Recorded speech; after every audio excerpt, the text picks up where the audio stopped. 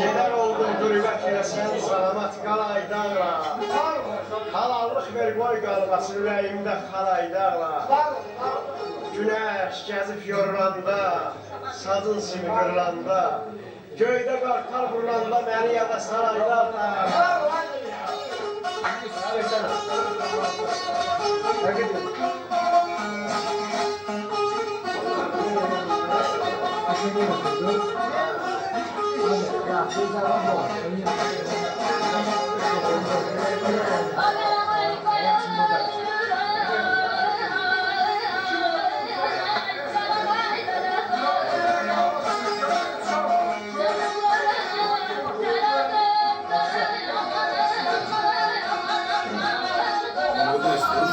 Yaşıyor ama.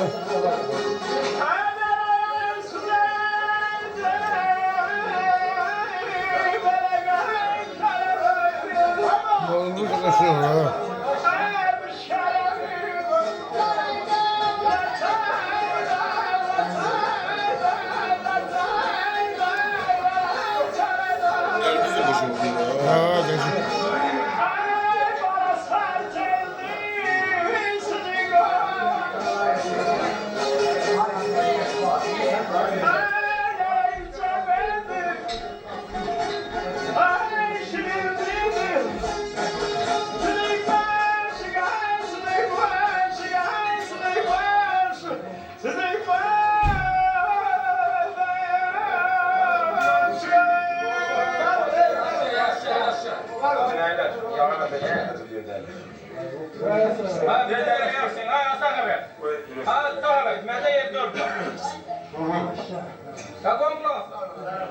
Ha, geçiyor.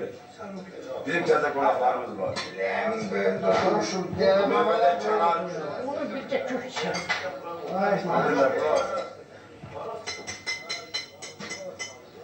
Yoldaşlar, bu ocağın en yüreği temiz. Aynı zamanda. O canmana lazımdır, senin əxlaq etikad lazımdır büyük məclisdə. Bana heç də yetkəz, mən can düşkünü öyle. Mən əxlaq, düşüncə, mədəniyyət, əqidə, zəka düşüncəsiyəm. Gün başlayırlar bugün bizim bu gözəl Balacəkən məclisimizdə bu ocağa en yakın olan, ürəyi təmiz olanlardan biri də Rəşq müəllimdən İlqar müəllimdir.